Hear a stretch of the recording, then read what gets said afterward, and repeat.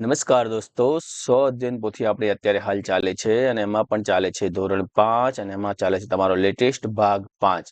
ભાગ 5 ની અંદર આપણે વાત આજે કરવા જઈ રહ્યા છીએ એ પહેલા ખાસ સૂચના કે આપણે જે પણ મિત્રો હજુ સુધી ચેનલને સબસ્ક્રાઇબ નથી કરી, ચેનલને સબસ્ક્રાઇબ કરી દો, વિડીયોને લાઇક કરી દો અને કમેન્ટમાં દોસ્તો યસ સર લખો. મિત્રો સાથે વિડીયો ગમે તો શેર કરો. અને હા, આપણા મોબાઈલમાં ગાઈડ એપ્લિકેશન તો ખાસ રાખો, કારણ કે ગાઈડ એપ્લિકેશન ખજાનો છે અને ખજાનો લૂંટી લો. પ્લે સ્ટોર પર જઈને ગાઈડ એપ્લિકેશન ડાઉનલોડ કરો છો અને જે ડિસ્ક્રિપ્શનમાં લિંક આપેલી છે ત્યાંથી તમે જશો એટલે તમને આ પ્રકારનું એપ્લિકેશન ડાઉનલોડ કર્યા પછી આ પ્રકારનો સિમ્બોલ મળશે. આમાં એટલો બધો ખજાનો છે, તમે જે ખૂટે તે અમને કહો તો અમે તમારી ડિમાન્ડ ઉપર તમારી એપમાં તમે કહેશો એ તમને મૂકી આપીશું. ચાલો ત્યારે આપણે આજે વાત કરીએ પર્યાવરણ એટલે કે આપણી આસપાસની વાત કરીએ. એમાં 20મું પાઠ છે જંગલ કોનું, એ તમારે ભરવાનું છે. આ પાઠ ભરવા માટે ખાસ ધ્યાન રાખવાનું કે પ્રશ્ન નંબર 1 ની વાત આપેલી છે, આપેલા વિકલ્પમાંથી યોગ્ય વિકલ્પ પસંદ કરી અને આ આપણે ચોરસ બોક્સમાં લંબચોરસ બોક્સમાં લખવાનો છે. કૃદુક ભાષામાં તોરંગ શબ્દનો અર્થ શું થાય? તો એનો અર્થ થાય છે જંગલ. એ આપણે એ લખેલો છે. નકશામાં જંગલ વિસ્તાર દર્શાવવા માટે કયો રંગ ઉપયોગ થાય છે? તો લીલો રંગ ઉપયોગ થાય છે. ચેરાવ નૃત્ય કયા રાજ્યનું ખાસ નૃત્ય છે? તો એમાં આવશે મિઝોરમ. મિઝોરમ રાજ્ય ભારત દેશની કઈ દિશામાં આવેલું છે? તો પૂર્વ દિશામાં. અને એક પાક લીધા પછી જેમાં થોડા વર્ષો સુધી કશું ઉગાડવામાં ના આવે તો એને આપણે ઝૂમ ખેતી એટલે કે બી રીતે કહીએ છીએ. સૂર્યમણિ બાળકોને જંગલમાં કેમ લઈ જાય છે? તો વનસ્પતિની ઓળખ કરાવવા, જંગલમાં મળતી પેદાશોની ઓળખ કરાવવા અને પ્રાણી પક્ષીની ઓળખ કરાવવા. એટલે કે આવશે ડી આપેલ તમામ. આપેલ વર્તન યોગ્ય છે કે અયોગ્ય આપણે લખવાનું છે. હેતલ પોતાના જન્મદિવસે 2 વૃક્ષો વાવવાની પ્રતિજ્ઞા કરે છે. યોગ્ય છે. ગુલાબસિંહ દાદાએ નિર્ણય કર્યો કે ઘરના આંગણામાં વૃક્ષો પાડી નાખવા, પણ રાજેશે એમનો નિર્ણય બદલાવી નાખ્યો. એ પણ યોગ્ય છે. હર્ષિલ મેદાન બનાવવા માટે વૃક્ષોને કાપી નાખે છે. અયોગ્ય છે. અને ઈસીજાથી છોડ તૂટી જતા પાર્થ છોડને દોરી બાંધીને ઉપયોગ કરે છે. યોગ્ય છે. પરેશભાઈ પોતાના પશુઓને ચારો નાખવા આંગણામાંથી રોજ 1-2 ઉપયોગી છોડ તોડી નાખે છે. અયોગ્ય છે. નિલેશ પોતાની ગાડી મૂકવા એક વૃક્ષને કાપી નાખે છે. અયોગ્ય છે. દેવાંશુ રોજ સવારે છોડમાં પાણી નાખે છે. યોગ્ય છે.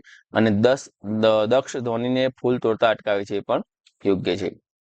તમારા ગામમાં જૂનામાં જૂના વૃક્ષને પાડવાનું નક્કી થયું છે, તમે શું કરો? એક તો જૂનું વૃક્ષ છે એ આપણા ગામની ધરોહર કહેવાય. તો જો આપણા ગામમાં જૂના વૃક્ષને પાડવાનું નક્કી થાય તો હું શું કરું? તો હું ગામના વડીલોને, પંચાયતોને મળીને તેને ન કાપવાનું સમજાવું અને તેને બચાવવા માટેના પૂરતા પ્રયત્નો કરું. જંગલો આપણને કેવી રીતે ઉપયોગી છે? તો આવાને શુદ્ધ રાખે છે, વરસાદ લાવવામાં મદદ કરે છે, આપણને લાકડું, બળતણ, ગુંદર અને મધ જેવી પેદાશો આપે છે અને વન્ય પ્રાણીઓને રહેઠાણ પૂરું પાડે છે. જંગલોનો નાશ થતો અટકાવવા શું કરવું જોઈએ? તો વધુમાં વધુ વૃક્ષો વાવવા જોઈએ. વૃક્ષો વાવવા પર કડક પ્રતિબંધ મૂકવો જોઈએ અને લોકોમાં જંગલોનો મહત્વ વિશે જાગૃતિ ફેલાવવી જોઈએ. તમારા વિસ્તારમાં જંગલો છે? જો તમારા વિસ્તારમાં જંગલ હોય તો તમારે લખવાનું હા, અને જો નથી તો ના. હવે જો હા લખ્યું છે તો તેની જાળવણી માટે કેવા પ્રયત્ન કરવા જોઈએ? તેની જાળવણી માટે સરકાર દ્વારા વનરક્ષકોની નિમણૂક કરવામાં આવે, લોકો જંગલને નુકસાન ન કરે તેની મર્યાદિત ઉપયોગ કરી તેની સમજ આપવી જોઈએ. કઈ કઈ મિલકતોનો આપણે સહિયારી રીતે ઉપયોગ કરી શકીએ છીએ? આપણે જાહેર બાગ બગીચા, નદી, તળાવ, પંચાયત ભવન, સરકારી શાળાઓ, જાહેર રસ્તાઓ, ધાર્મિક સ્થળો જેવી મિલકતોનો સહિયારી રીતે ઉપયોગ કરી શકીએ છીએ. તમારા વિસ્તારના પ્રખ્યાત નૃત્ય વિશે લખો. તો આપણા ગુજરાત રાજ્યનું પ્રખ્યાત નૃત્ય ગરબા છે. એ સિવાય તમારા વિસ્તારમાં બીજું કોઈ પ્રખ્યાત નૃત્ય હોય તમે લખી શકો છો. ગુજરાતમાં વાત કરીએ તો ગરબા સિવાય દાંડિયા રાસ, ટિપ્પણી, પઢાર અને મેરાયો જેવા નૃત્યો મુખ્ય છે. તમારા ગામમાં ક્યારે ક્યારે ઉજવણી થાય છે? કેવી રીતે? અમારા ગામમાં દિવાળી થાય, હોળી, ધૂળેટી, જન્માષ્ટમી, નવરાત્રી જેવા તહેવારોની ઉજવણી થાય છે. આ દિવસે ગામના સૌ ભેગા મળીને સાથ સહકારથી ઉત્સવ ઉજવે છે. આદિવાસીઓ જંગલમાં કેવી રીતે રહે છે તેના વિશે જણાવો. તો આદિવાસીઓ જંગલ સાથે ગાઢ રીતે જોડાયેલા છે. તેઓ વાંસ અને લાકડાના બનેલા ઝૂંપડામાં રહે છે અને ખોરાક માટે જંગલના ફળ, ફૂલ અને ખેતી પર નિર્ભર રહે છે. જંગલ પેદાશોમાંથી આપણને કઈ કઈ વસ્તુ બનાવી શકીએ છીએ એના નામ લખો. તો જંગલ પેદાશોમાંથી આપણે ફર્નિચર, કાગળ, ઔષધિ, ગુંદર, મધ, વાંસની ટોપલીઓ, ચટાઈ અને પતરાડા, પડિયા જેવી વસ્તુઓ બનાવી શકીએ છીએ. તમારા માતા પિતા અથવા શિક્ષક પાસેથી જાણીને તમે અમારી પાસેથી જાણી લો કે આપણા દેશમાં જંગલો બચાવવા માટે કયા કયા આંદોલન થયા. તો ચિપકો આંદોલન થયું, અકીકો આંદોલન થયું, અપીકો નર્મદા બચાવ આંદોલન થયું, ખીજડી આંદોલન થયું અને સાયલેન્ટ વેલી થયું.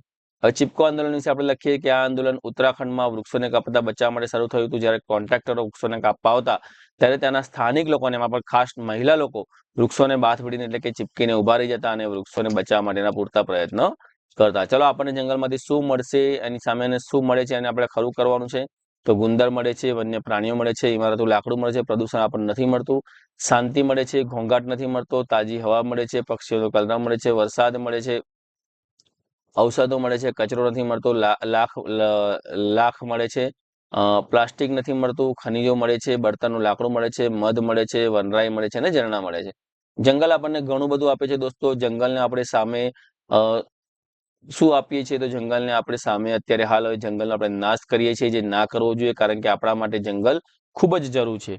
તો સૌ મિત્રોને આ વિડીયો કેવો લાગ્યો કમેન્ટમાં દોસ્તો ખાસ જણાવજો, અને યસ સર લખવાનું રાખો દોસ્તો.